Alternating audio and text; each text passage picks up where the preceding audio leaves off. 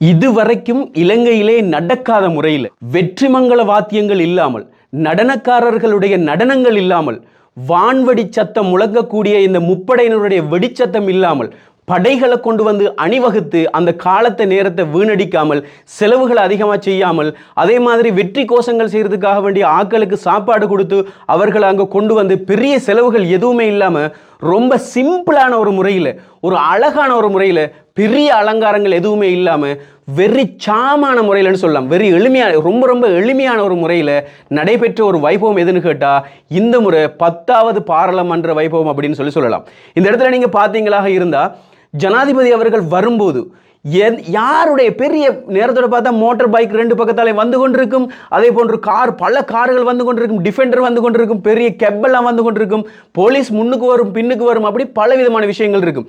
அதே போன்று ஆமைக்காரர்களுடைய முப்படையினருடைய அணிவகுப்பு நடந்து கொண்டிருக்கும். அதே போன்று இந்த சிங்கள நடனங்கள் இருக்கு, அந்த நடனங்கள் எல்லாம் அப்படி ஆடிக்கொண்டிருக்கும். பல பௌத்த பிக்குகளை நாங்கள் அந்த இடத்துல பார்க்கக்கூடிய மாதிரி இருக்கும். பல மக்கள் கோஷம் எழுப்புறத வாழ்க வாழ்க ஜெயவேவா ஜெயவான்னு கத்தக்கூடிய அந்த மாதிரி ஒரு கோஷம் எழுப்பக்கூடிய ஒரு கூட்டத்தை நாங்கள் காணக்கூடியதாக இருக்கும் இதுவரை காலமும். ஆனா இந்த முறை பாராளுமன்ற ஒன்று கூடலின் போது ரொம்ப சிம்பிளா உரியவர்கள் மாத்திரம் அந்த இடத்துல வந்து செலவுகளே இல்லாம எளிமையான முறையில் மக்களுக்கு ஒரு சாதகமான ஒரு வகையில் மக்களுடைய மனதை கவர்ற ஒரு வகையில் இந்த முறை இந்த பாராளுமன்ற ஒன்று கூடல் நடைபெற்றிருந்துச்சு. ஜனாதிபதி வந்த முறை பார்த்தீங்களா, 2 வாகனம் வந்துச்சு. அந்த வாகனம் வந்தது மட்டும் இல்லாமல் கதவு திறக்கிறதுக்கு யாருமே இல்லை, அவராகவே கதவை திறந்து அவராகவே கதவை அடைச்சிட்டு அப்படி வந்த ஒரு விஷயத்தை நாங்கள் இந்த முறை நம்ம பாராளுமன்றத்தில் பார்த்தோம். அது மட்டும் இல்லாமல் அவர் பேசிய வார்த்தைகள் ரொம்ப எளிமையான முறையில், எளிமையான சிங்களத்தில், சிங்கள மக்களுக்கு தாழ்மையான முறையில், அழகான முறையில், முழு மக்களுக்கும் எல்லா மக்களுக்கும் விளங்கக்கூடிய அளவுக்கு எல்லோருக்கும் பொதுவான வார்த்தைகளை கூறி அழகான ஒரு ஆட்சி அமைச்சதை நாங்கள் நேற்றைய தினம் நாங்கள் பார்த்துருப்போம். அப்போ இந்த முறை இந்த பாராளுமன்றத்தில் விசேஷமாக பேசப்பட்ட விடயம் என்னன்னு சொன்னால், மதவாதங்களுக்கு, இனவாதங்களுக்கு, இனத்தை தூக்கி கொண்டு மதத்தை தூக்கி கொண்டு தலைவிரிச்சு ஆடக்கூடிய அரசியல் இனி எங்களுடைய ஆட்சிகளே இருக்காது அப்படின்னு சொன்னாங்க. சிங்களாக்கள் என்ன செய்வாங்க, இது பௌத்த நாடு, பௌத்த நாடுல பௌத்தர்கள் மட்டும்தான் இங்க இருக்கணும், மற்றவர்கள் எல்லாம் இங்க தேவையில்லை, பௌத்தத்துக்காக வேண்டி சிங்களத்துக்காக வேண்டி நாங்க போராட வேண்டும், சிங்கள நாட்டை எங்களுடைய தாய் நாட்டை பாதுகாக்கிறதுக்காக வேண்டி, எங்களுடைய தாய் நாட்டை நாங்க கைப்பற்றதுக்காக வேண்டி நாங்க போராட வேண்டும், இதற்காக சிங்கள அரசியல்வாதி தேவை அப்படின்னு சொல்லி சிங்கள அரசியல்வாதிகள் சொல்லி கொண்டிருப்பாங்க. அதே மாதிரி தமிழ் அரசியல்வாதிகளை நாங்க பார்த்தோமாக இருந்தா தமிழர்களுக்கு ஒரு தனி நாடு வேணும், தமிழர்களுக்கு பேசுறதுக்காக வேண்டிய ஒரு தலைவர் வேணும், ஆகவே தமிழனுக்காக வேண்டிய ஒரு தமிழ் தலைவனை நாங்கள் அனுப்பி வைக்கணும் அப்படின்னு சொல்லி அவங்க அந்த மக்களை ஏமாத்தி அவர்கள் சுகத்தை அனுபவித்தார்களோ தவிர மக்கள்களுக்கு எதுவுமே செய்யவில்லை. முஸ்லிம் கட்சி எடுத்துக்கொண்டமாக இருந்தால் முஸ்லிம்களினுடைய சம்பிரதாயங்கள், முஸ்லிம்களுடைய மத வழிபாடுகள், இந்த வழிபாடுகளுக்கு எங்கேயுமே இடமளிக்கல. அதனால எங்களுக்காக வேண்டி ஒரு தனித்துவத்தை எடுக்கிறதுக்காக வேண்டி நாங்கள் நிச்சயமா ஒரு முஸ்லிம் தலைவரை நாங்கள் தேர்ந்தெடுக்கணும் அப்படின்னு சொல்லி முஸ்லிம் அரசியல்வாதிகள் வந்துட்டு முஸ்லிம் மக்களை ஏமாத்தின ஒரு விஷயத்தை நாங்கள் பார்த்திருப்போம். ஆகவே இனிமேல் அந்த விஷயங்கள் கிடையாது. மக்களுக்கு இந்த மதவாதத்தை ஏற்படுத்தி இது சிங்களம், இது தமிழ், இது முஸ்லிம் அப்படின்ற பாகுபாடை ஏற்படுத்தின காரணத்தினால மக்களுக்கிடையே பிரிவினவாதம் இருந்துச்சு. அந்த பிரிவினவாதத்துக்கு முற்றுப்புள்ளி வைக்கும் அளவுக்கு நேற்று ஜனாதிபதி அவர்கள் கூறியிருந்த ஒரு விடயம் மிக மிக மிக மிக நல்ல விஷயமாக இருந்துச்சு. ஆகவே இந்த இடத்துல இனவாதம் பேசக்கூடிய, இனத்தை பற்றி பேசக்கூடிய, இனத்தை வாதிக்கக்கூடிய இனவாதிகளுக்கு இங்கே எங்கேயுமே அரசியலில் இடம் கிடையாது அப்படின்னு சொல்லியிருந்தாங்க. அதே மாதிரி இதுக்கு முன்னால குற்றம் செய்தவர் இருந்தாங்க, இதுக்கு முன்னால குற்றம் செய்த அரசியல்வாதிகளாக இருக்கலாம், இல்ல பெரிய பெரிய காசுக்காரர்கள் இருக்கலாம், தனவந்தர்களாக இருக்கலாம், அவர்களுக்கு சட்டப்படி நாங்கள் அவங்களுக்கு தண்டனையை நிறைவேற்றுறதுக்காக மிக விரைவில் நாங்கள் அவங்க எல்லாருக்கும் வந்துட்டு சட்ட நடவடிக்கை எடுப்போம் அப்படின்னு சொல்லி ஜனாதிபதி அவர்கள் கூறியிருந்தாங்க. அதே மாதிரி மக்கள் மகிழ்ச்சியாக வாழக்கூடிய ஒரு பொருளாதாரத்தை நாங்கள் உருவாக்குவோம் அப்படின்னு சொல்லுவோம். பொருளாதாரத்தின் காரணமாகத்தான் திருட்டுகள் அதிகம், கஞ்சா விற்கிறது, குடு விற்கிறது, இந்த மாதிரி விஷயங்கள் நம்ம எடுத்த காரணம் என்னன்னு சொன்னா வருமானம் போதாத காரணத்தினால நிறைய பேர் அந்த மாதிரி செய்திருந்தாங்க. ஆனால் நிறைய பேர் வந்துட்டு இந்த வருமானம் போதாதுக்காக வேண்டி இல்லை, இந்த காசு பைத்தியத்துக்காக வேண்டி அந்த மாதிரி வேலையெல்லாம் செய்தாங்க. எது எவ்வாறாக இருந்தாலும் மக்களுக்கு இருக்கக்கூடிய ஒரு பிரச்சனை என்னன்னு சொன்னா பொருளாதாரம். உழைக்கக்கூடிய காசை கொண்டு வந்து அந்த காசுக்கு சரியான முறையில் எங்களால் பொருளாதாரத்தை கொண்டு போக முடியல, வாங்குற பொருட்களுக்கு சரியான விலை கூட மாதிரி இருக்குது, அதனால எங்களுடைய சீவனோபாயத்தை நாங்கள் கொண்டு போறதுக்கு ரொம்ப கடினமாக இருக்குது, இதுக்குரிய தீர்வு இல்லையா அப்படின்ற கேள்வி எல்லா மக்களுக்குள்ளேயும் இருந்து கொண்டிருந்துச்சு.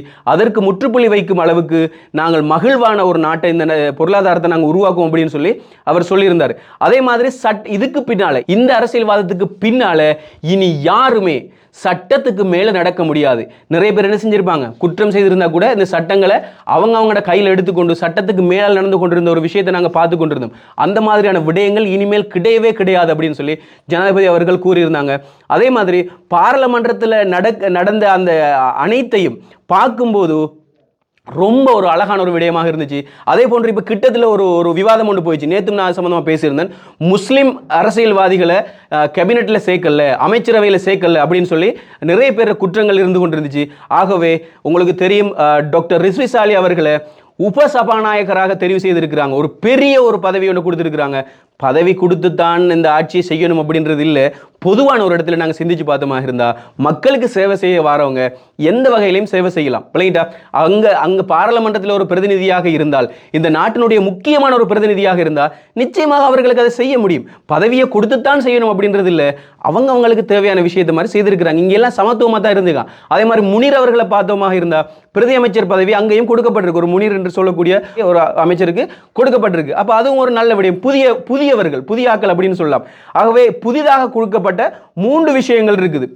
புதிதாக கொடுக்கப்பட்ட 3 விஷயங்கள் இருக்குது. அசோக் ரன்வல் என்றவங்களுக்கு வந்துட்டு புதிய சபாநாயகராக பதவியேற்றிருக்கார். சபாநாயகராக பதவியேற்றிருக்கார். அவர் புதிய ஒருத்தராக இருக்கிறார். அதே மாதிரி ரிஸ்வி சாலி எடுத்துக்கொண்டமாக இருந்தால் உபசபாநாயகராக பதவியேற்றிருக்கார். அவரும் ஒரு புதியவர் அப்படின்னு சொல்லலாம். அதே மாதிரி ஹேமாலினி வீரசேகர் அப்படின்றவங்களும் புதிய ஒருத்தராக இருந்தாங்க. அவங்க வந்துட்டு இந்த பாராளுமன்ற செயற்குழுவின் தலைமையகத்துக்கு ஒரு தளபதியாக அங்கே என்ன செஞ்சிருக்காங்க, நியமிச்சிருக்கிறாங்க. இதெல்லாம் ஒரு சந்தோஷமான ஒரு விடயமாக இருக்குது.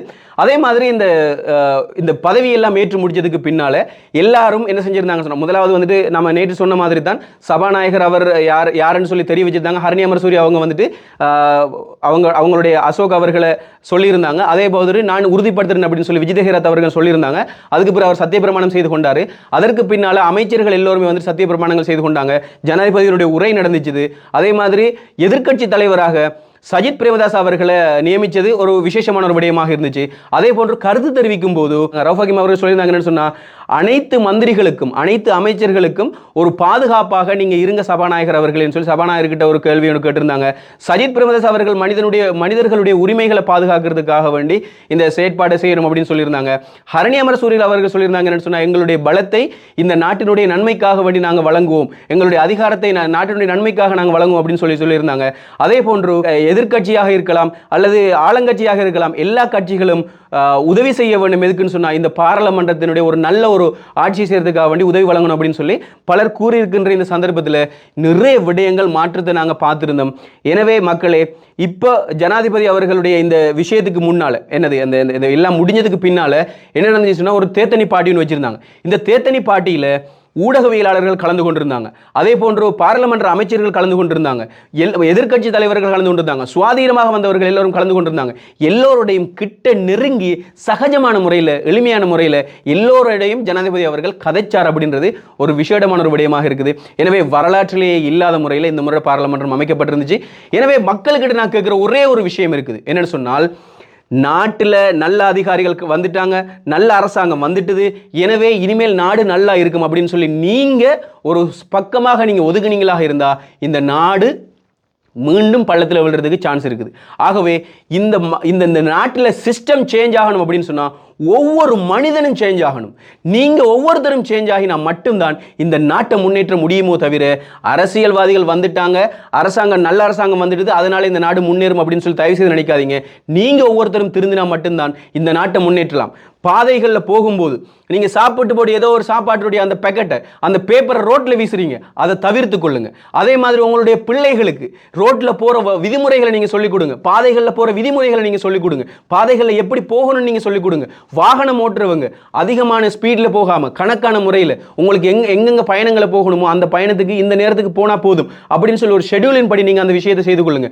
அதே மாதிரி சுற்றுப்பிரயாணம் செய்கிறவங்க ஒவ்வொரு இடங்களுக்கு போயிட்டு சமைப்பாங்க, சமைச்சு போட்டு அங்கே சாப்பிட்ற சாப்பாடு லன்ச் சீட் அதெல்லாம் ஒரு இடத்தை வீசி போட்டு வந்துடுவாங்க. அப்போ அந்த அழகான ஒரு இயற்கையை, அழகான ஒரு சுற்றாடலை நாங்கள் மாசுபடுத்தி விட்டு வர விஷயத்தை நாங்கள் ஏற்கனவே பார்த்துருக்கிறோம். அதே மாதிரி குப்பைகளை கொண்டு போய் வீட்டில் செய்யக்கூடிய குப்பைகளை அந்த குப்பை டிராக்டர் வரும் வரைக்கும் காத்திருந்து நீங்கள் அவங்கள்ட்ட கொடுங்க.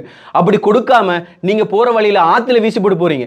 அந்த ஆற்றுல வீசி விட்டு போகும்போது அந்த ஆற்றுல குளிக்கக்கூடியவங்க இருப்பாங்க. அந்த ஆற்றுல சில வீடுகளில் தண்ணீர் இல்லை, அந்த ஆற்றில இருந்து வர தண்ணியை வடிகட்டி குடிக்கக்கூடியவங்க இருப்பாங்க. அந்த இடத்துல நீங்கள் உங்களோட வீட்டில் கழிக்கக்கூடிய கழிவுகளையும் ஜராவைகள் எல்லாம், நாசங்கள், அசிங்கங்கள் எல்லாம் நீங்கள் கொண்டு போயிட்டு ஆற்றுல வீசி விட்டுட்டு போனீங்களா இருந்தால் நிச்சயமாக அந்த அந்த தண்ணீரை பாவிக்கக்கூடிய மக்களுக்கு எவ்வளவு ஒரு கஷ்டமாக இருக்கும் அப்படின்னு சொல்லி கொஞ்சம் சிந்திச்சு பாருங்க. நீங்க அந்த இடத்துல சிந்திச்சு பார்த்தா விளங்கும். அதே மாதிரி இந்த குப்பை எடுக்க வரவங்க டிராக்டர் கிட்ட நீங்க வந்தீங்களா இருந்தா பொலித்தீனை வேறையா போடுங்க. உங்களோட சாப்பாட்டு பொருட்கள்ல நாரி போன, கெட்டு போன உணவுகள், அதே மாதிரி அழுகி போன பழங்கள், அழுகி போன மரக்கறி வகைகள், இதெல்லாம் தனியா வேறையா ஒரு இடத்துல எடுத்து வைங்க. அதை வேறையா கொடுங்க.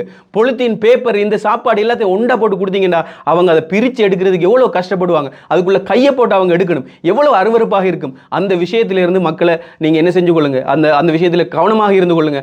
அதே போன்று பாதைகளில் போகும்போது வெத்திலை சப்பி துப்புறது, இதை தவிர்த்து கொள்ளுங்க. உங்களோட வீட்டில இருந்து நீங்க சப்புங்க. அப்படி இல்லை நீங்க வேற இடத்துல போயிட்டு நீங்க அந்த வெத்திலையை சாப்பிடணுமா இருந்தா அந்த வெத்திலையை சாப்பிட்டு ஒரு ஒதுக்குப்புறமாக நீங்க அந்த விஷயத்தை செய்து கொள்ளுங்க. கண்ட நின்ற இடத்துல எல்லாம் நீங்க பாத்தீங்களா இருந்தா பொதுவான இடங்கள்ல போற வார வழிகளில் இந்த மக்கள் என்ன செய்வாங்கண்டா என்னது சிறுநீர் கழிச்சிட்டு போவாங்க. அந்த மாதிரி வேலைகளை செய்யாங்க. ஒதுக்குப்புறமா போங்க. அதுக்குன்னு பப்ளிக் டாய்லெட்டுகள் இருக்குது, அதுகளை பயன்படுத்தி கொள்ளுங்க. இப்படி பல விடயங்கள் இருக்குது மக்களே.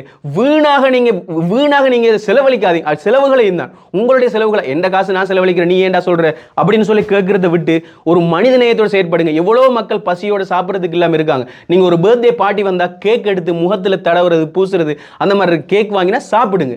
அதை நாசமாக்காதீங்க. அப்படி செய்யும் போது என்ன நடக்கும் தெரியுமா? அதிகமான தேவைப்பாடு ஏற்படும். அந்த டைம்ல கேக்குக்கெல்லாம் விலை கூடும். கேக் சாப்பிடணும்னு ஆசைப்பட்டவன் மாசம் கடைசியில் இந்த காசு சேர்த்து கேக் சாப்பிடணும்னு இருப்பான். அவனுக்கெல்லாம் அந்த கேக்கை வாங்குறதுக்கு வழி இல்லாம போகும். ஏன்? கேள்விகள் கூட இருக்கும்போது, நாசமாக்கி போகும்போது அதிகமான கேள்விகள் இருக்கும். அந்த டைம்ல விலைகள் கூடுறதுக்கு அதிகமான வாய்ப்புகள் இருக்குது. அதனால எல்லா விடயத்திலையுமே கவனமாக இருந்து கொள்ளுங்க. நீங்க குடிக்கிற பார்ட்டிகள் எல்லாம் போடுவீங்க. சில வீடுகளில் வந்துட்டு பர்த்டே பார்ட்டி, கல்யாண பார்ட்டி எல்லாம் இருக்கும். அந்த பார்ட்டி எல்லாம் போட்டுறீங்களா இருந்தா போட்டுட்டு குடிச்சிட்டு போதையில ரோட்ல நடமாடாதீங்க, போதையில வண்டி ஓட்டாதீங்க. இப்படி பல விடயங்கள் இருக்குது மக்களே. நீங்க உங்களோட மனசாட்சிக்கு தொட்டு நான் செய்யறது இது சரியா பிள்ளையா, நீங்க யாருக்காவது தெரியாம ஒரு வேலை செய்றீங்களா இருந்தா அது தவறு. யாருக்காவது தெரியாம இந்த விஷயத்தை செய்யணும்னு நினைச்சு நீங்க அந்த செயலை செய்றீங்களாக இருந்தா நீங்க தவறு செய்றீங்கன்னு அர்த்தம். அந்த தவறை நீங்க இனிமேல் செய்யாதீங்க அப்படின்னு சொல்லி கேட்டுக்கொண்டு இந்த நிகழ்ச்சியிலிருந்து விடைபெறுகிறேன். மக்களுடைய பார்வைக்காக வேண்டி, மக்களுடைய நலனுக்காக வேண்டி, மக்களுக்கு பல விடயங்களை தெரிவிக்கணும்ன்றதுக்காக வேண்டி, இந்த நாட்டை முன்னேற்றணும், நாங்கள் எல்லோரும் ஒற்றுமையாக வாழணும், ஜாதி மதம் இனம் பேதம் எதுவுமே இல்லாம எல்லா இன மக்களும் ஒன்றாக சேர்ந்து ஒரு இலங்கையர், நாங்கள் இலங்கையர் என்ற உணர்வோடு எல்லோரும் வாழணும் அப்படின்ற ஒரு நோக்கத்தோடு என்னுடைய சேவைகளை நான் செய்து கொண்டு வரேன். எனவே தொடர்ந்து நம்ம நிகழ்ச்சிகளோடு இணைந்திருங்கள். இது தமிழ் வாய்ஸ் நியூஸ். மற்றும் ஒரு காணொலியில் நான் உங்களை சந்திக்கிறேன்.